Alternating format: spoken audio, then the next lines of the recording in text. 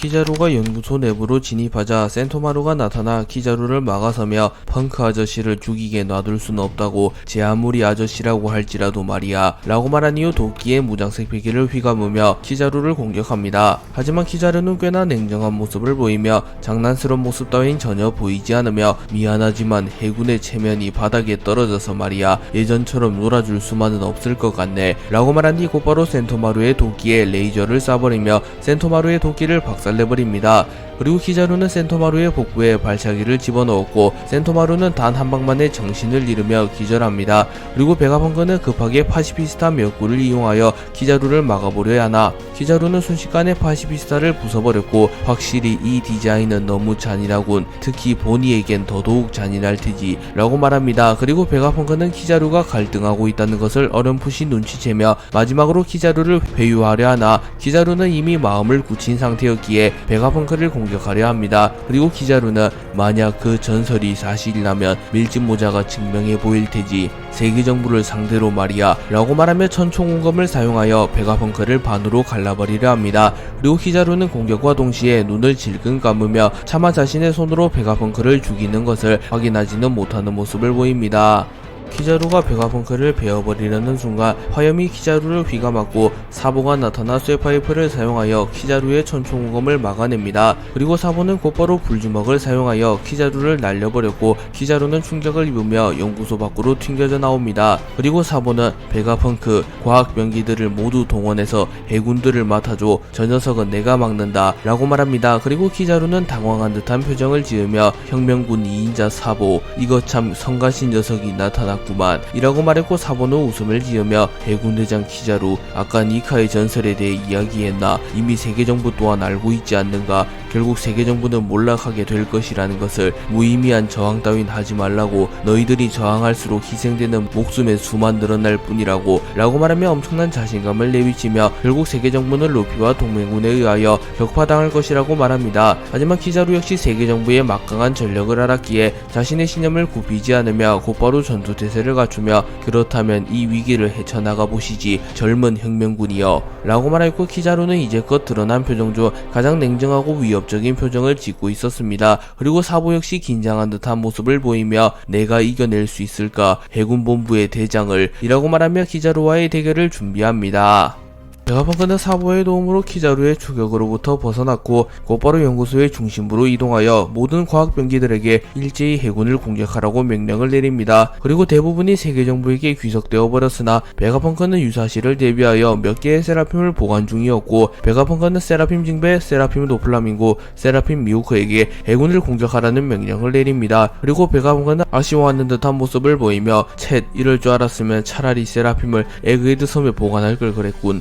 괜히 정부에 죄다 넘겨서 말이야. 특히 세라핌 로저, 세라핌 흰수염은 정말로 안타깝구만. 그 두 녀석만 있었어도 일당 100이었을 텐데 말이야 라고 말하며 과거 정부 소속 과학자 시절 세계정부와 해군본부에 세라핌의 대부분을 보낸 것을 후회하며 특히 세라핌 로저, 세라핌 흰수염을 보낸 것은 자신의 실수라고 말하며 자책합니다. 참고로 로브루치가 어인섬을 습격하였을 때 세라핌 로저를 사용하였으나 에이스가 세라핌 로저를 불태워버렸습니다. 베가펑크의 명령이 떨어진 이후 과학병기들과 메카해수는 더욱 거세게 해군을 공격하기 시작하였고 세라핌 미호크, 세라핌 징베, 세라핌 도플라밍고는 압도적인 성능을 자랑하며 해군들을 박살내기 시작합니다. 그리고 이를 본 해군은 절망하며 우리의 아군이었던 세라핌이 적이 되다니 도저히 막을 수가 없습니다 라고 말했고 이를 본 해군본부 중장 돌 블루글래스 레드킹은 자신들이 세라핌 도플라밍고를 막아서겠다고 말합니다. 그리고 크로마는 세라핌 징베를 막아섰고 세라핌 미호크를 막아낼 만한 인물이 현재 해군에는 없었기에 세라핌 미호크 한구 때문에 전황이 뒤집혀가기 시작합니다. 세터는 감시 카메라를 통하여 세라핌 미호크가 활약하는 것을 지켜보았고 곧바로 칼리스토를 호출합니다. 그리고 세터는 직접 출격하여 세라핌 미호크를 막아서라. 세라핌 미호크를 처리한 이후 곧바로 키자루와 합류하여 닥터 베가펑크를 제거하여라 라고 명령하였고 칼리스토는 명령을 받들겠습니다. 헌데 직접 나서시면 세라핌과 과학병기를 회수하여 곧바로 전력으로 사용하실 수 있지 않습니까? 라고 물었고 세터는 잔말 말고 명령에 따르도록. 아직은 내가 나설 타입 타이밍이 아니다 라고 말합니다. 그리고 칼리스토는 천령인 출신의 신의 기사단이긴 하나 오로성의 권위와 위치는 절대적이기에 더는 세턴의 명령에 반론하지 못하며 곧바로 세라핌 미호크를 막아서기 위하여 에그헤드 섬으로 출격합니다. 그리고 칼리스토는 아수라장이 된 에그헤드 섬을 보며 이거 원 그때가 생각나는군 이라고 말하며 과거 갓벨리 사건을 떠올립니다. 그리고 칼리스토는 하여간 해군 녀석들은 쓰레기 투성이군. 중장이라는 작자들이 고작 고철덩어리 몇 개를 처리 못해서 감히 천룡인이 직접 나서는 불상사를 만들다니 이번 기회에 대청소를 한 이후 모조리 사형시켜버려야겠군. 벌레 같은 녀석들. 뭐 그중에는 쓸만한 벌레도 있지만 말이야 라고 말하며 일처리가 미흡한 해군을 보며 불평을 늘어놓으나 아카이노 키자로만큼은 쓸만한 벌레라고 칭하며 그들의 능력만큼은 인정하는 모습을 보입니다. 세턴은 아카이노, 키자루, 칼리스토 모두에게 각기 다른 명령을 내렸는데요. 우선 혁명군의 수장 드래곤과 악연이 짙으며 철저한 정의를 추구하는 아카이노에게는 혁명군을 괴멸시키라는 명령을 내립니다. 그리고 베가펑크와 연이 있으며 배신 가능성이 있는 키자루에게는 베가펑크를 제거하라는 명령을 내리며 충성심을 확인하려 합니다. 그리고 칼리스토에게는 세라핌 미호크를 제거한 뒤 키자루를 도와 베가펑크를 죽이라고 말하며 공백의 백년에 대해 어느 정도 알고 있는 베가펑크를 확실히 제거하며 변수를 차단하려 합니다. 그리고 세턴이 진짜로 에그헤드 섬에 온 이유는 제2의 정상교전이 진행되는 틈을 타 샹크스, 드래곤, 도플라밍고, 버기가 마리조아를 급습하여 탈취한 우라노스가 혁명군의 본거지인 에그헤드 섬에 보관되어 있을 것이라고 예상하며 고대병기 우라노스를 회수하기 위하여 직접 에그헤드 섬에 행차한 것이었습니다. 그렇기에 세턴의 1순위 목적은 고대병기 우라노스를 회수하는 것이며 혁명군 괴멸과 베가펑크 암살 작전은 사실상 2순위 목적이라고 볼 수 있습니다. 그리고 세턴은 에그헤드 섬을 바라보며 밀짚모자 루피, 해군을 쓰러뜨린 것 따위 세계 정부에 크나큰 위협이 되지 않는다. 하지만 고대병기와 원피스를 찾은 녀석이 하필이면 조이보이 이후 태양신 니카의 힘을 깨우친 최초의 DA1족이라는 것은 세계 정부에도 너무나 큰 위협이 된다. 우선 고대병기 우라노스를 회수하고 혁명군을 괴멸시키며 이 녀석의 숨통을 서서히 조여주마 라고 말하며 루피를 경계하는 듯한 모습을 보입니다. 드래곤이 아카이노를 막아서며 드래곤과 아카이노는 격돌하기 직전의 상황에 놓였고 잠시 드래곤과 아카이노의 과거 회상이 이어집니다. 거프는 20대 시절 이미 해군에서 유망한 해군이었으며 4세대 해군의 스타가 될 인물로 평가받았습니다. 그리고 당시 거프의 계급은 대령이었지만 이미 세계 정부에서도 거프에 대해서 잘 알고 있었고 거프를 차세대 해군대장 해군 원수로 만들어야 합니다. 그리고 거프 역시 정의감이 넘치던 터라 해군과 세계 정부를 위해 노력하며 세계의 평화에 이바지하고자 합니다. 그리고 거프는 비교적 젊은 나이에 아이를 가지게 되었고 그 아이의 이름을 몽키디 드래곤으로 짓습니다. 그리고 거프는 드래곤 역시 자신과 마찬가지로 해군에 입대시키기 위하여 어린 시절부터 강도 높은 훈련을 시켰고 거프의 피를 타고난 드래곤은 빠르게 성장합니다. 그리고 시간은 흘러 약 20년 뒤 거프는 해군 중장으로 승진한 상태였고 드래곤 역시 성인이 됩니다. 거프는 23살이 된 드래곤에게 술을 한 잔 건네며 이젠 너도 이걸 마실 자격이 생긴 거다. 술이란 인생과 같이 쓸 때도 있고 달 때도 있는 거다 라고 말했고 드래곤은 곧바로 거프가 준 술을 들이마십니다. 그리고 거프는 이제 해군에 입대하는 거다. 넌 나를 이은 차세대 해군의 영웅이 될 제목이다. 몽키디 가문의 이름으로 정의를 수호하는 게다 라고 말했고 드래곤은 애시당초 해군에 입대하기 위해 평생을 훈련해왔지 않습니까? 제가 해군에 들어가는 건 당연한 겁니다. 아버지의 이름에 먹칠하지 않도록 열심히 하겠습니다 라고 말했고 거프는 웃음을 지으며 부핫 하하하 해군의 황금기가 시작되겠구나 라고 말합니다. 그리고 드래곤은 곧바로 해군에 입대하였고 23세의 나이에 해군에 입대하게 됩니다. 그리고 당시 드래곤의 동기 중에는 사카즈키와 보르살리노도 있었고 사카즈키, 보르살리노, 드래곤은 해군에 입대하자마자 두각을 드러냅니다. 아카이노는 해군에 입대한 이후 고작 1년 만에 무장색 배기와 견문색 배기를 터득하는 천재성을 보이며 당시 신세계에서 이름을 떨치던 해적단인 푸름 해적단을 홀로 격파하는 데 성공하였고 아카이노는 곧바로 해군 대위로 승진합니다. 그리고 고작 1년 만에 해군본부 대위로 승진한 사례는 단 한 차례를 제외하면 없었는데 그 사례는 아카이노의 동기 드래곤이 단 6개월 만에 해군본부 대위로 승진한 사례입니다. 그리고 아카이노는 드래곤의 재능을 인정하며 드래곤이라면 자신과 함께 무적의 해군을 만들어낼 수 있을 것이라고 생각합니다. 그리고 아카이노는 드래곤을 찾아가 함께 식사를 하자고 제안하였고 드래곤은 이를 흔쾌히 받아들입니다. 그리고 아카이노는 역시 해군 영웅 거프 중장님의 아들인가 해군 역사상 가장 빠르게 승진하고 있다고 들었네. 동기로서 있어서 영광이구만 그래 라고 말했고, 드래곤은 사카즈키 네 녀석의 재능 또한 무서운 수준이군. 너와 보르살리노는 나와는 다르게 어린 시절부터 체계적인 훈련을 받지 않았음에도 엄청난 성장 속도를 보이고 있지 않는가 라고 말합니다. 그리고 아카이누는 웃음을 지으며 우리 셋이 해군의 주축이 된다면 해적들의 시대 따위는 끝날지도 모르지. 골디로저도 흰수염도 우리가 잡아내는 거다 라고 말합니다. 그리고 드래곤은 웃으며 로저는 우리 아버지께서 잡을 거다. 로저 녀석 때문에 제대로 잠도 못 자고 훈련을 하시니 말이다. 우리는 흰수염 정도로 만족하자고 라고 말했고, 아카이누 역시 웃음을 짓습니다. 그리고 아카이누와 드래곤의 식사가 끝나갈 무렵 드래곤은 해군이 정의의 집단은 맞으나 가끔은 의구심이 들더군. 도대체 공백의 100년이 뭐길래 그와 관련된 사건만 터지면 민간인조차 학살하는지. 또한 천룡인이 받는 특별 대우도 솔직히 이해가 가질 않는다. 이번에도 초가스성이 자신을 쳐다봤다는 이유만으로 6살짜리 아이의 얼굴에 총을 10방이나 쐈다더군. 이라고 말하며 드래곤은 해군에 있을 때부터 이미 세계 정부의 불합리함과 천룡인의 횡포에 대하여 불만을 가지고 있는 듯한 모습을 보입니다. 그리고 아카이누는 원래 정의에는 희생이 뒤따르는 법이지. 나의 고향은 해적에 의해 멸망했다. 그때 내게 구원의 손길을 뻗은 건 해군이었다. 악은 그 가능성부터 뿌리를 뽑아야 하는 법. 대를 위해 소를 희생하는 건 어쩔 수 없다고 생각한다 라고 말합니다.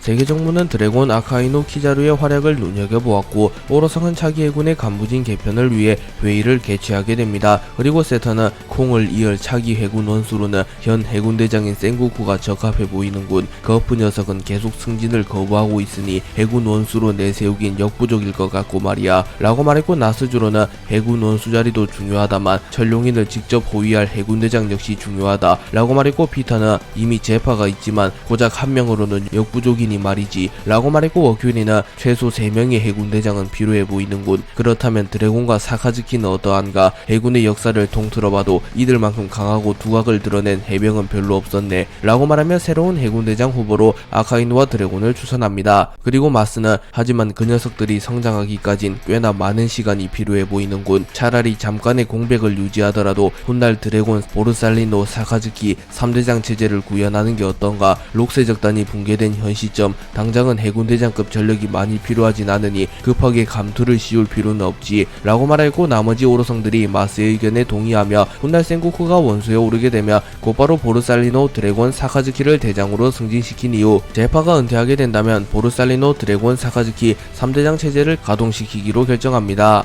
해군은 전통적으로 해군대장으로 진급할 가능성이 있는 해군에게 명예로운 코드네임을 부여합니다. 그리고 코드네임에는 성격, 가치관, 전투 스타일 등 그 인물의 정보가 포함되어 있기에 코드네임은 굉장히 중요한 정보라고 볼 수 있습니다. 당시 해군 원수였던 콩은 아카이누, 드래곤, 키자루를 부른 이후 너희들도 이젠 코드네임을 부여받을 때가 왔다. 세계정부 상층부에서도 기대가 많더군 이라고 말했고, 키자루는 오, 이왕이면 멋진 걸로 부탁한다고 라고 말했고, 콩은 코드네임은 내가 정하는 게 아니다. 데이터를 종합적으로 분석해서 정할 뿐 이라고 말한 뒤 아카이누와 키자루에게는 각각 아카이누, 키자루라는 칭호를 부여합니다. 그리고 콩은 마지막으로 몽키디 드래곤, 거프 녀석은 대장 따윈 절대 안 할 거라면서 코드네임을 부여받는 것조차 거부했다만 결국 아들인 니 녀석이 아비보다 먼저 대장이 될 것 같군. 니 녀석의 코드네임은 미도리류다 라고 말합니다. 참고로 미도리류를 직역하면 초록용이 됩니다.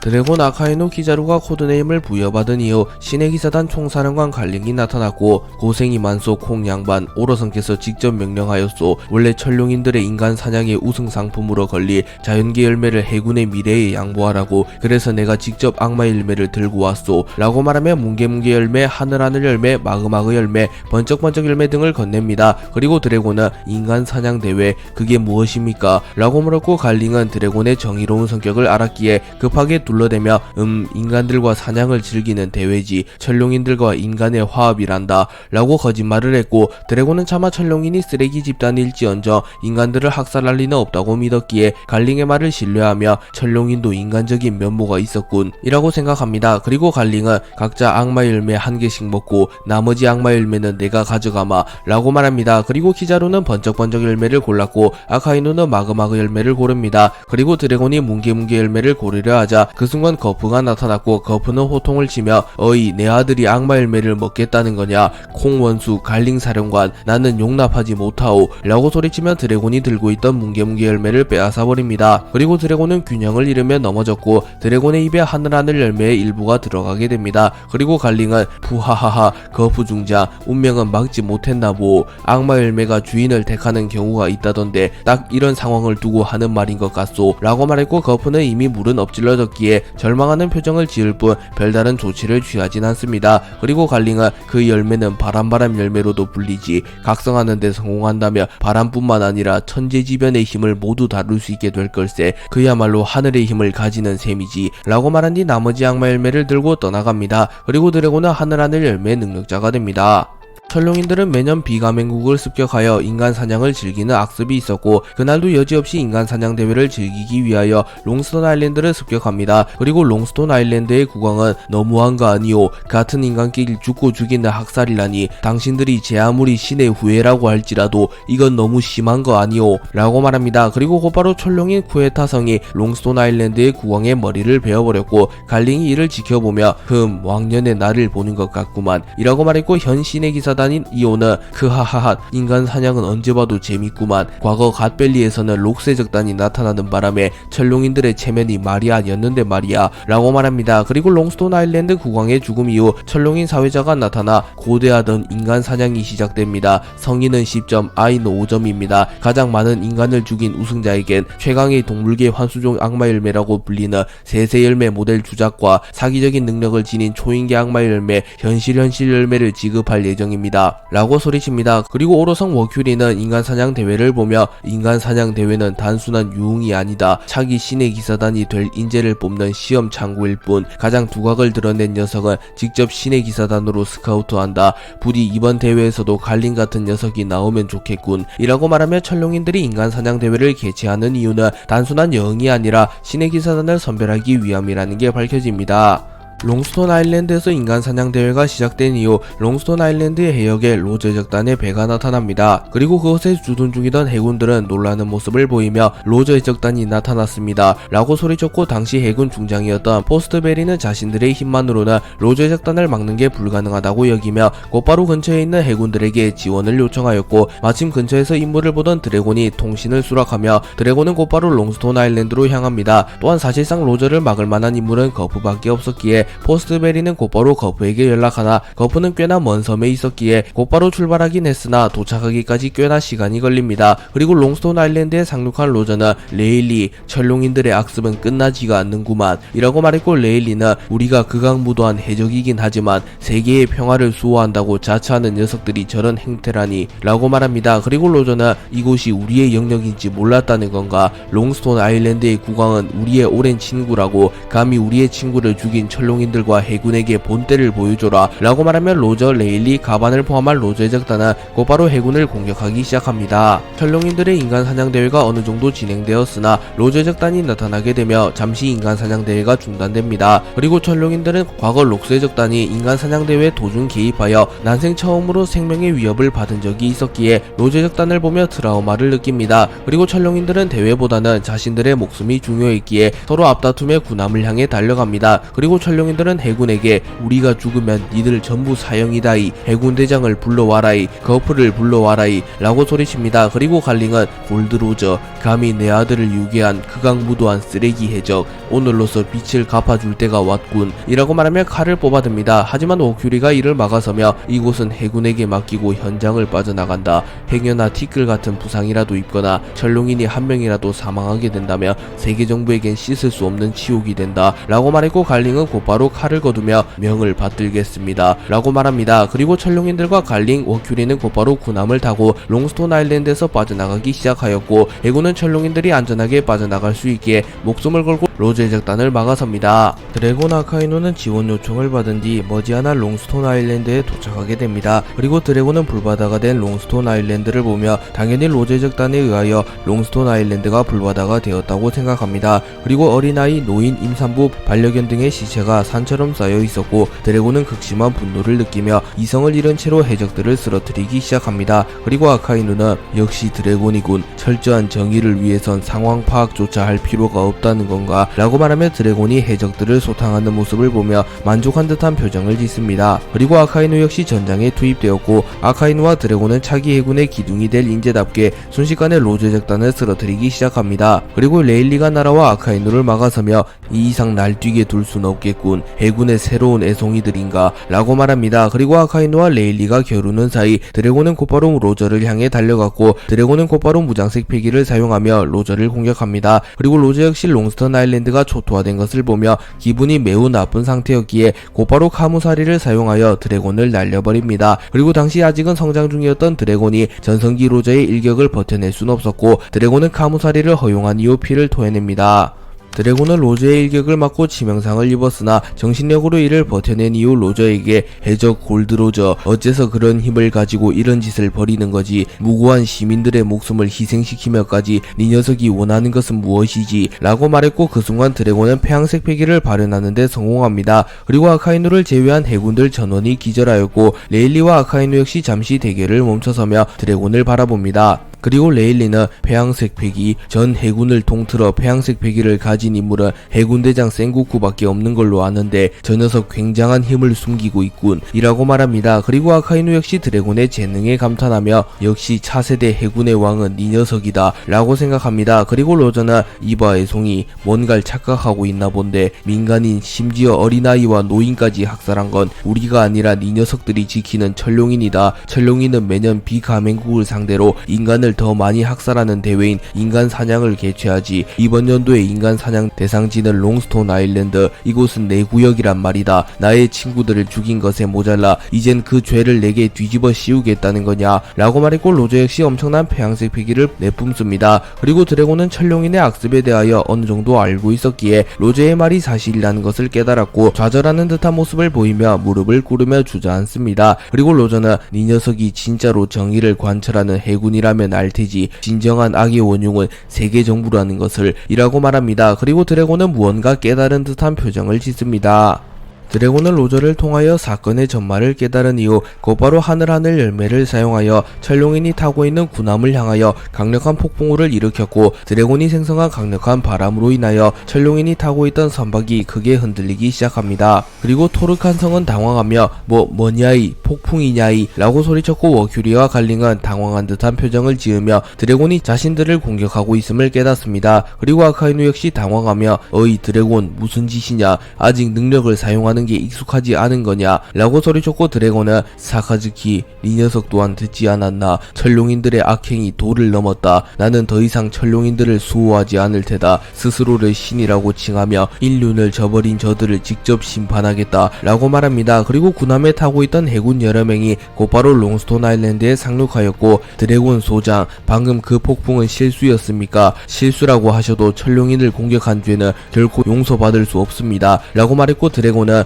비켜라 무고한 너희들까지 다치게 만들고 싶지 않다 라고 말한 뒤 또다시 군함을 향하여 능력을 사용하려 합니다. 그리고 해군들은 어쩔 수 없이 드래곤을 막아서야 했고 죄송합니다 드래곤님 이라고 말한 뒤 드래곤을 향하여 총을 쏴버립니다. 하지만 그 순간 드래곤은 엄청난 폭풍을 일으키며 총알을 모조리 공중으로 날려버렸고 철룡인이 타고 있던 선박을 향하여 강력한 번개를 떨어뜨렸고 철룡인 몇 명이 중상을 입게 됩니다. 그리고 철룡인들은 곧바로 드래곤을 배신자로 간주하였고 해군들에게 드래곤을 처형시키라는 명령을 내립니다. 그리고 해군 중장 포스트베리는 지금부터 저 녀석은 해군이 아니다. 감히 신에게 대적한 반역자다. 반역용 드래곤을 처단해라 라고 소리칩니다. 그리고 아카이누는 극심한 배신감을 느끼며 절망스러운 듯한 표정을 지으며 드래곤을 쳐다봤고 차세대 해군의 왕이 될 거라 생각했는데 어째서 갑자기 변하게 된 거냐 라고 말했고 드래곤은 사카즈키 제 아무리 철룡인이라고 해도 인간 사냥 따위는 결코 허용되는 행위가 아니다. 내가 세계 최악의 범죄자라고 불리는 한이 있더라도 결코 저 녀석들을 용서할 수 없다 라고 말합니다. 드래곤의 배신이 확정된 이후 해군 전원을 로제 적단조차 무시하며 드래곤을 처단하기 위하여 드래곤에게 달려듭니다. 그리고 로제의 일격을 맞고 사실상 심각한 부상을 입었던 드래곤이 해군의 일격을 버텨낼 힘이 없었고 설상가상으로 드래곤이 해군과 대치하는 사이 철룡인이 타고 있던 선박 역시 멀리 떠나갑니다. 그리고 결국 드래곤은 철룡인이 탄 선박을 놓치게 되었고 드래곤은 해군의 협공을 버텨내지 못하며 쓰러집니다. 그리고 평소에 드래곤의 압도적인 실력에 열등감을 느끼고 있던 해군 중장 포스트베리는 직접 드래곤을 사살하며 철룡인에게 눈도장을 찍으려 합니다. 그리고 포스트베리는 쓰러진 드래곤의 심장을 향하여 자신의 검을 꽂으려 합니다. 하지만 그 순간 로저가 나타나 포스트베리의 검을 쳐낸 이후 곧바로 폐양색 패기를 방출하며 포스트베리를 멀리 날려버렸고 포스트베리는 단 한 방만에 쓰러집니다. 그리고 로저는 해군 전원을 바라보며 폐양색 패기를 사용하였고 모든 해군은 정신을 잃으며 쓰러집니다. 또한 아카이누 역시 누구보다 믿었던 드래곤이 해군을 배신한 것에 대하여 충격을 받으며 정신이 붕괴된 상태였기에 평소보다 정신력이 많이 약해진 상태였고 아카이누 역시 로저의 폐양색 패기에 기절합니다. 로저는 드래곤을 구해준 이후 드래곤에게 크게 감명을 받은 듯한 모습을 보이며 어이 애송이 이름이 뭐냐 라고 물었고 드래곤은 몽키디 드래곤이라고 대답합니다. 그리고 로저와 레일리는 동시에 웃음을 지었고 로저는 우리 해적단에 영입할까 했는데 하필이면 그 녀석의 아들이라니 범상치 않은 녀석인 건 알았다만 이제 보니 얼굴도 묘하게 닮았군 이라고 말하며 드래곤이 거프의 아들이라는 것을 단번에 파악합니다. 그리고 로저는 드래곤에게 선박 하나를 내어주며 곧 해군이 들이닥칠 거다. 그 녀석들 철룡인을 건드린 녀석은 결코 살려두지 않으니 말이다. 어쩌면 네 가족들 역시 위험할지 모르지. 뭐 거프 그 녀석은 걱정도 되지 않는다만 이 배를 타고 멀리 사라져버려라. 이 이후 나타나는 해군은 우리가 상대할 테니 네 녀석을 더 이상 추적하지 못할 테다 라고 말하였고 드래곤은 해적에게 감사 인사를 할 수는 없었기에 가볍게 목례를 한 이후 선박에 탑승합니다. 그리고 로저는 진정으로 세상을 바꾸고 싶다면 이념을 가진 새로운 세력을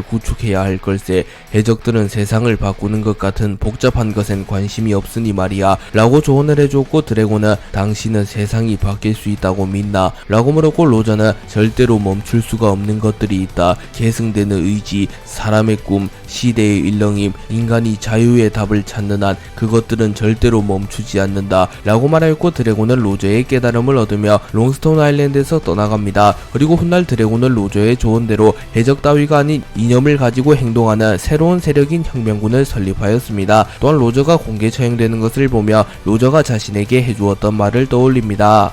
아카이누와 드래곤의 과거 예상이 끝나게 되었고 드래곤은 사카즈키 니 녀석은 그 사건을 겪고도 결국 철룡인의 개가 된 것이냐 라고 물었고 아카이누는 다수를 위해선 소수의 희생이 필요한 법, 세계 정부는 틀렸을지언정 그 존재 자체가 사라진 이후의 혼란을 감당할 수 있겠나 라고 말하며 끝끝내 아카이누와 드래곤의 가치관은 융화되지 못합니다. 그리고 아카이누의 주먹과 드래곤의 주먹이 충돌하였고 두 캐릭터의 충돌로 인하여 엄청난 충격파가 형성되며 주변이 초토화되었고 드래곤과 아카이누의 본격적인 대결이 시작됩니다. 드래곤과 아카이누는 서로의 실력을 잘 알았기에 대결이 시작된 이후 곧바로 전력을 다하였으며 잠깐의 방심이 치명상이 되어 조직의 괴멸을 유도할 수 있다는 사실을 알았기에 삶과 죽음을 넘나드는 생사계를 치르며 극한의 긴장감을 유지한 채로 공방을 주고받습니다. 아카이누는 채를 사용하여 순식간에 드래곤에게 접근한 이후 명구를 사용하여 드래곤을 공격하나 드래곤은 자신의 주먹에 폐양색 패기를 휘감은 이후 아카이누의 공격을 쳐내는데 성공합니다. 또한 드래곤의 공격은 아카이누를 닿지 않고 타격했기에 드래곤의 손은 마그마로 인하여 일말의 화상조차 입지 않습니다. 그리고 드래곤은 곧바로 하늘하늘 열매의 능력을 사용하여 순식간에 에그헤드 섬 전역에 엄청난 양의 호우를 일으켰고 주변 환경을 자신에게 유리하게 바꿉니다.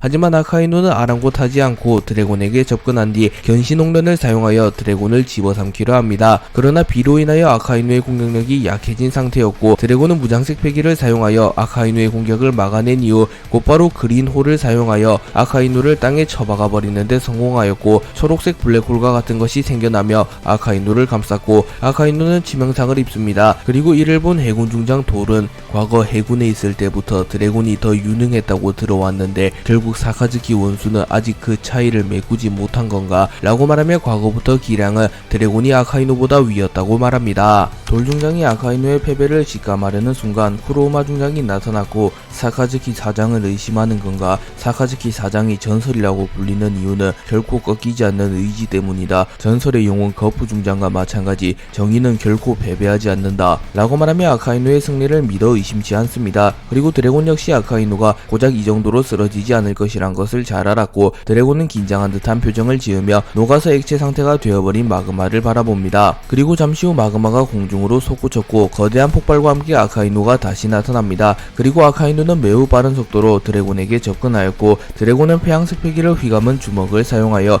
다시 한번 아카이누를 쳐내려 합니다. 하지만 아카이누는 견문색 패기를 사용하여 이를 예상한 이후 곧바로 드래곤의 임팩트 지점을 정확히 파악한 뒤 반박자 빠르게 들어가는 공격을 사용하여 드래곤의 타이밍을 빼앗으며 드래곤의 어깨에 명구를 적중합니다. 그리고 드래곤의 어깨의 일부가 다 들어갔고 드래곤은 지워지지 않는 상처를 입게 됩니다. 그리고 아카이누는 기세를 놓치지 않으며 화신 포룡포를 사용하여 드래곤을 공격하였고 드래곤은 바람의 기운을 사용하여 아카이누의 공격을 막아서려 합니다. 하지만 아카이누의 화신 포룡포가 드래곤의 바람 방패를 뚫어버렸고 드래곤은 아카이누에게 정탈을 허용하며 멀리 날아갑니다. 그리고 아카이누는 자신의 하체를 마그마로 변환시킨 이후 매우 빠른 속도로 드래곤에게 접근하여 화산의 기운을 사용하여 드래곤에게 치명상을 넣는데 성공합니다.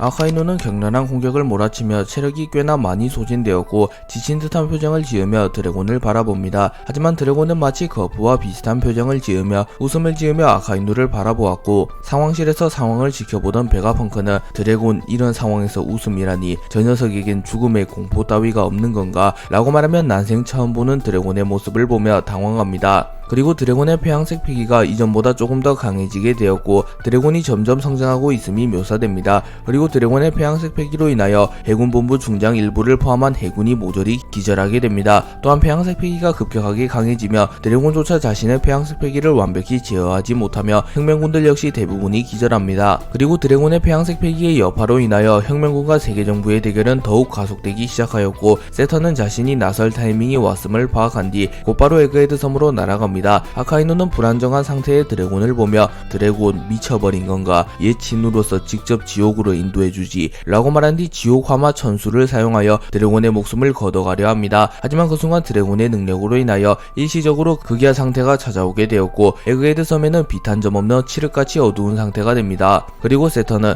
드래곤 녀석 악마의 열매를 한 차원 더 높은 경지로 각성했나 보군. 어중이 떠중이가 그 열매를 먹게 되면 고작 바람을 일으키는 정도가 다이며 웬만한 실력자가 그 열매를 먹게 되면 천재지변의 힘을 이용하는 경지에 올라설 수 있다. 하지만 그 이상으로 올라서게 된다면 극야 상태와 백야 상태를 컨트롤하며 섬 전체의 자연 환경 자체를 뒤바꿀 수 있게 되지. 역사상 그 능력을 각성한 녀석은 단 한 명, 과거 조이보이의 동료였던 그 녀석밖에 없었단 말이다 라고 소리치며 드래곤이 하늘하늘 열매의 능력을 가장 높은 차원까지 각성했다고 말합니다. 그리고 드래곤은 에그헤드 섬을 극야 상태로 바꾼 이후 하늘의 심판을 사용하여 아카이누를 공격하였고 아카이누의 지옥 화마 천수와 드래곤의 하늘의 심판이 충돌하게 됩니다. 아카이누의 지옥 화마 전수와 드래곤의 하늘의 심판이 충돌한 이후 두 캐릭터의 기술은 호각의 모습을 이루었고 결국 우열을 가리지 못하며 아카이누의 지옥 화마 전수와 드래곤의 하늘의 심판이 하늘로 승천해버립니다. 그리고 드래곤의 능력으로 인하여 에그헤드 섬이 극야 상태가 되었기에 두 캐릭터는 서로의 위치를 정확히 파악하지 못하였고 오로지 견문색 패기만으로 서로의 위치를 살피며 공방을 주고받습니다. 그리고 두 캐릭터 모두 매우 지쳤으며 큰 부상을 입은 상태였기에 빠르게 승부를 결정짓기 위하여 점점 템포를 올려가며 공방을 주고받습니다. 그리고 드래곤은 채를 사용하여 아카이누에게 빠르게 접근한 이후 거프로부터 전수받은 기술인 갤럭시 임팩트를 사용하여 아카이누의 복부를 정확히 타격했고 아카이누는 충격을 입으며 멀리 날아갑니다. 그러나 아카이누는 몸의 일부를 마그마로 변환시키며 재빠르게 드래곤의 앞으로 이동하였고 아카이누는 드래곤의 발목을 누리며 땅에서 마그마를 분출시키며 드래곤의 발목을 태워버리려 합니다. 하지만 드래곤은 하늘하늘 열매의 능력을 사용하여 폭풍을 생성한 뒤 공중으로 날아가며 아카이누의 공격을 피해낸 뒤 곧바로 아카이누를 향하여 번개를 내리치며 아카이누를 제압하려 합니다. 하지만 아카이누는 마그마를 사용하여 번개마저 녹여버렸고 아카이누와 드래곤은 호각으로 겨루며 쉽사리 승부를 결정짓지 못합니다. 그리고 드래곤과 아카이누는 각각 자신의 최고 기술을 준비하며 대결을 마무리 지으려 합니다. 하지만 그 순간 누군가가 나타나 드래곤을 기습하였고 드래곤은 피를 흘리며 날아갑니다. 그리고 베가펑크는 드래곤의 능력으로 인하여 에그헤드 섬이 극야 상태가 되며 빛이 차단되자 더 이상 상황을 확인할 수 없었기에 베가펑크는 상황 확인을 위하여 에그헤드 전역에 조명을 쐈고 에그헤드 섬 전체의 빛이 밝혀지게 됩니다. 그리고 베가펑크는 곧바로 드래곤과 아카이누의 대결을 확인하나 드래곤은 누군가의 기습으로 인하여 피를 흘리며 쓰러져 있었고 베가펑크는 겁을 먹은 듯한 표정을 짓습니다. 드래곤과 아카이누가 충돌하기 직전 키자루와 사보 역시 에그헤드 섬에서 충돌하게 되었습니다. 키자루는 사보와의 대결이 시작된 이후 곧바로 번쩍번쩍 열매의 능력을 사용하여 매우 빠른 속도로 사보에게 다가간 이후 자신의 다리에 빛을 휘감은 이후 사보의 복부를 정확히 강타합니다. 하지만 그 순간 사보의 복부가 화염의 형태로 변하게 되며 사보는 키자루의 공격을 흘려내는 데 성공했고 키자루는 당황한 듯한 표정을 지으며 분명 제2의 정성결정까지만 하더라도 악마 열매 능력자가 아니었는데 말이지 라고 말했고 사보는 나는 화염 열매를 먹은 화염인간 그런 공격으로는 나를 건드릴 수조차 없다고 라고 말합니다. 그리고 키자루는 곧바로 무장색 패기를 사용한 뒤 천총온검을 흑도로 변환시킨 이후 사보를 베어버리려 합니다. 하지만 사보는 쇠파이프를 사용하여 키자루의 공격을 막아선 이후 채술이라면 내가 한 수위다 키자루 자연계의 이점 따위 소용없다고 라고 말하며 평생토록 패기와 채술만을 수련해온 자신이 능력에 의존해왔던 키자루보다는 유리하다고 말합니다. 하지만 키자루는 자신이 넘치는 듯한 표정을 지으며 해군본부 대장이란 자리는 악마 열매 능력만으로 쟁취할 수 없는 자리라고 라고 말합니다. 키자루와 사보는 한 차례 합을 주고받은 이후 본격적인 대결에 임하였고 키자루는 빛의 속도에 근접할 만큼 매우 빠른 속도로 움직이며 사보를 압박하기 시작하였고 사보는 눈으로조차 키자루를 쫓기 버거운 모습을 보이며 결국 빈틈을 노출하게 됩니다. 그리고 키자루는 그 틈을 놓치지 않으며 곧바로 사보의 복부에 레이저를 적중시켰고 사보는 충격을 입으며 뒤로 밀려납니다. 그리고 키자루는 곧바로 사보를 발로 차버리며 사보를 프론티어돔 근처로 날렸고 감지 센서가 사보를 감지하며 매우 큰 폭발이 일어납니다. 그리고 사보의 몸은 산산조각이 났으나 이내 화염이 피어나며 사보가 몸을 복구하는 데 성공했고 사보는 키자루에게 다가와 불주먹을 사용하여 키자루를 불태워버리려 합니다. 하지만 키자루는 여러 개의 잔상을 만들어낸 이후 사보의 공격을 회피하는 데 성공했고 광무 천하를 사용하여 거대한 빛의 형태의 발바닥을 만들어내며 사보에게 치명상을 입히는 데 성공합니다. 그리고 사보는 피를 토하며 쓰러졌고 키자루는 한치가 급해서 말이야 너와 놀아줄 시간 따윈 없다고 라고 말하며 곧바로 사보의 목을 베어버리려 합니다. 그리고 사보는 움직일 힘조차 남아있지 않았고 결국 체급 차이를 극복해내지 못하며 패배할 위기에 처합니다.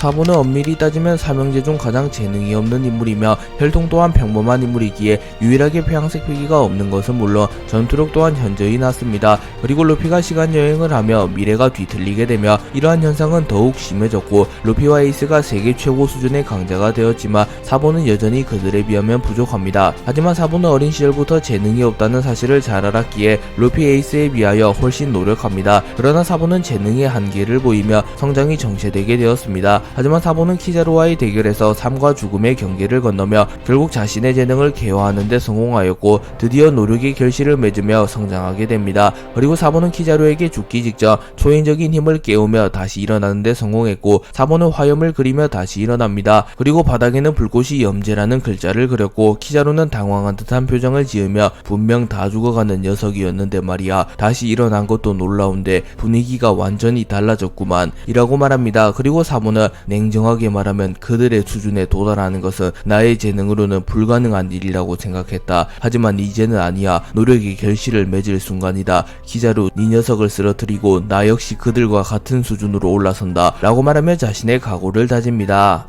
키자루는 사보가 다시 일어선 이후 무언가 분위기가 변했음을 깨닫고 사보가 자신의 리듬에 적응하기 이전 빠르게 사보를 쓰러뜨리려 합니다. 그리고 키자루는 곧바로 자신의 최강의 기술인 광신마격을 사용하여 사보를 공격합니다. 그리고 사보는 그 순간 화염 열매의 능력을 각성하였고 사보의 화염이 붉은색에서 푸른색으로 변하게 됩니다. 그리고 사보는 청화염제를 사용하여 키자루의 광신마격을 막아섰고 키자루의 광신마격과 사보의 청화염제가 격돌합니다. 그리고 사보의 푸른 불꽃이 키자루 빛마저 불태워버렸고 사보의 청화염제가 키자루를 집어삼키며 키자루는 전신이 불타버리는 부상을 입으며 쓰러집니다. 그리고 사보 역시 무리하게 힘을 썼던 터라 곧바로 정신을 잃으며 쓰러졌고 키자루는 쓰러진 채로 머리에 손을 얹으며 정말이지 손가락 하나 까딱할 힘이 없군 라고 말합니다. 그리고 비록 키자루는 패배하긴 했으나 기쁨과 슬픔이 공존하는 듯한 표정을 짓고 있었고 키자루는 약 10년 만에 담배를 꺼내들며 하늘을 보며 담배를 피웁니다. 드래곤과 아카이누의 대결이 끝나갈 무렵 오로성 세턴이 나타나 드래곤을 기습하며 드래곤은 치명상을 입으며 날아갑니다. 그리고 세턴은 사카즈키 시간이 없다. 빨리 닥터 베가펑크를 암살하도록 해적왕이 오고 있다. 라고 말했고 아카이누는 당황하며 밀짚모자 그 녀석이 이곳에 왜 온다는 겁니까? 라고 물었고 세턴은 로브루치를 보내어 모르건즈를 암살하려 했으나 빨간머리의 적단의 개입으로 인하여 실패하였고 결국 모르건즈를 놓치고 말았다. 기적적으로 생還한 모르건즈는 전 세계에서 혁명이 일어났다는 사실과 세계 정부가 대청소를 시작하려 한다는 뉴스를 살포했다. 현재 밀짚모자 일당이 전 세계 각지로 흩어진 상태. 밀짚모자 루피는 에그헤드 섬으로 향하며 롤루노와 조로는 와노쿠니로 향했다. 또한 나머지 일당 역시 마찬가지. 라고 말했고 아카이누는 닥터 베가펑크를 암살한 이후에는 어떡합니까? 라고 물었고 세타는 곧바로 해군본부로 복귀해라. 마리조아의 국보 역시 이곳에 있다. 굳이 목표를 달성한 이후에는 해적왕과 충돌할 필요는 없다. 혁명군의 괴멸, 마리조아의 국보 탈환, 닥터 베가펑크 암살 이 세 가지 임무를 이룬다면 에그헤드 섬에는 더 이상 미련이 없다. 라고 말합니다. 그리고 아카이누는 곧바로 베가펑크를 암살하기 위하여 펑크레코즈의 중심부로 날아갑니다. 아카이누가 펑크레코즈의 중심부로 향한 이후 세턴은 만신창이가 된 드래곤을 보며 참으로 안타깝구나 드래곤. 이 녀석이 세계정부에 충성하였다면 지금쯤 해군 원수가 되었을 텐데 말이야. 라고 말했고 드래곤은 지친 기색을 드러내며 제2 가르시아 세턴성 스스로를 신이라고 자처하는 이 녀석들과 천룡인들의 왕으로서 군림하는 그 녀석도 결코 왕처럼 군림할 자격 따윈 없다. 라고 말했고 세턴은 발끈하며 감히 그분을 입에 담다니 너희 뒤의 일족들은 수백 년간 위협적인 태풍이 되어 우리를 위협해왔지. 이젠 그 결착을 맺을 때다. 라고 말하며 규기의 능력을 사용하여 자신의 촉수에 독을 두른 이후 드래곤의 심장을 관통하려 합니다. 하지만 그 순간 루피가 나타나 고무고무 던 게틀링건을 사용하여 세턴을 공격하였고 세턴은 충격을 입으며 날아갑니다. 그리고 드래곤은 놀란 듯한 표정을 지으며 루피 라고 말했고 루피는 기어 피프스를 사용했음에도 불구하고 꽤나 진지한 표정을 지으며 세턴을 바라보고 있었습니다.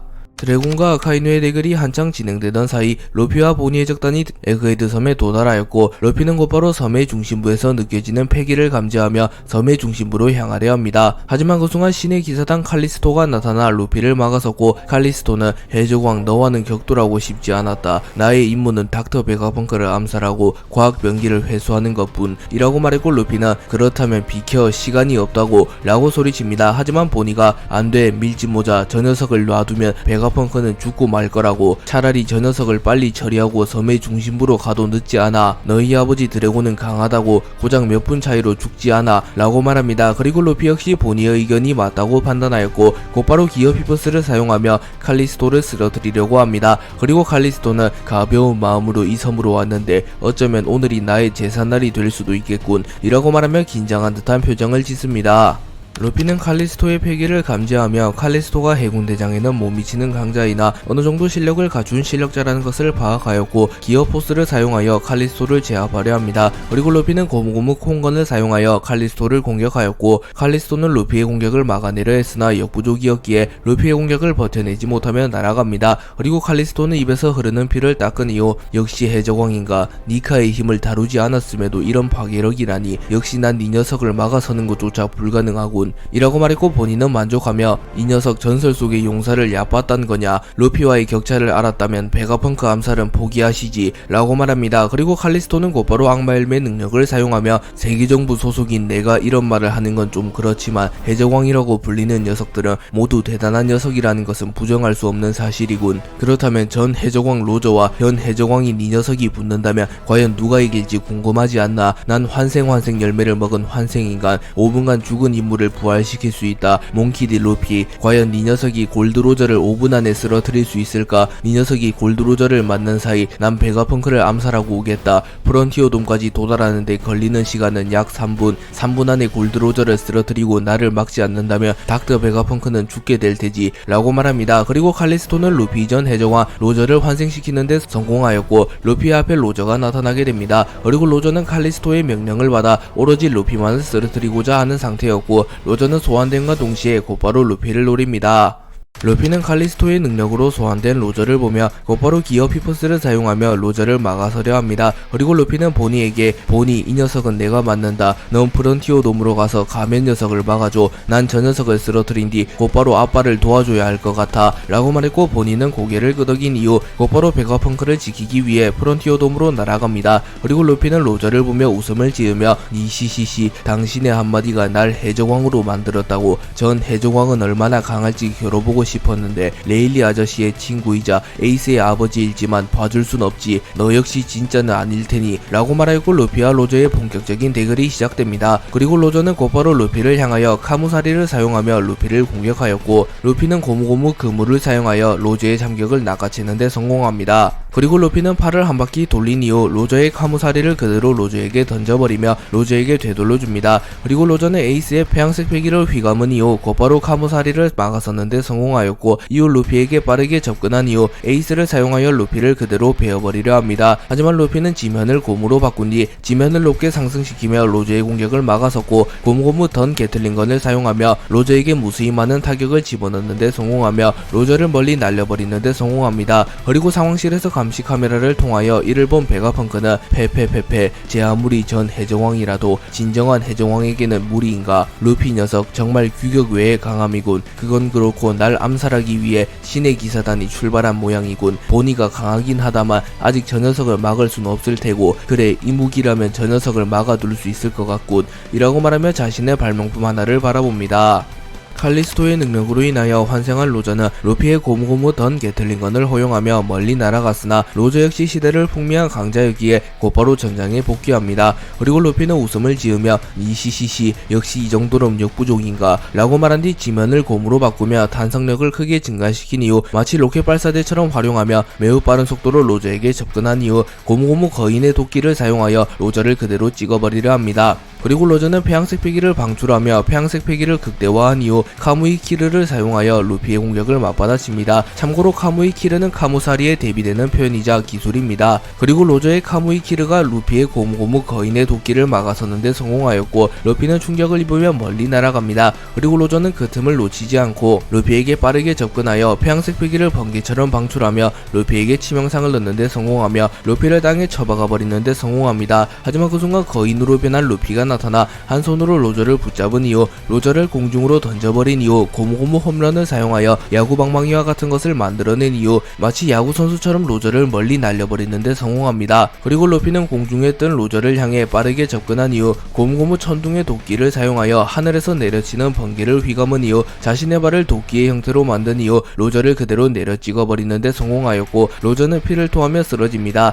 그리고 루피는 약 3분 만에 로저를 리타이어 시키는데 성공했으나 루피는 어딘가 불쾌한 듯한 표정을 지으며 역시 능력으로 소환된 이 녀석은 진짜 해적왕이 아니야. 레일리 아저씨가 말해주었던 넌 이 정도 남자가 아니었어 라고 말하며 자신의 눈앞에 있는 로저는 그저 악마 헬멧 능력으로 인하여 생전의 모습이 어느정도 재현된 로저의 분신과도 같은 존재이며 진짜 로저의 강함을 완전히 구현해내지는 못했다고 말합니다.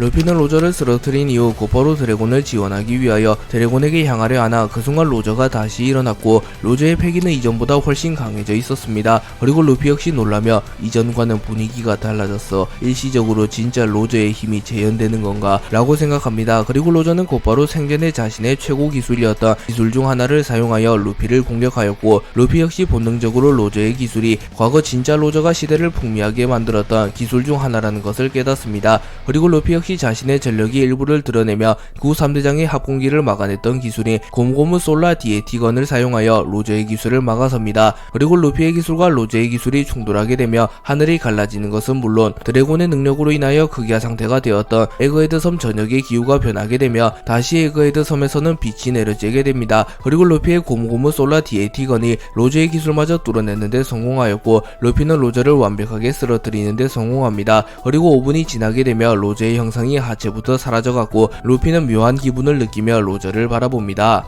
그리고 그 순간 로저는 우리가 기다렸던 조이보이가 마침내 이 세상에 강림하게 되었구나. 어이 조이보이, 이 녀석에게 이 세상의 운명을 맡기마. 그 밀짚 모자가 정말 잘 어울리는 남자가 되었군 이라고 말하며 웃음을 지으며 사라집니다. 그리고 루피는 정말로 로저가 부활한 듯한 느낌을 받으며 니시시시 지켜보라고 라고 말한 뒤 곧바로 드래곤에게 향합니다.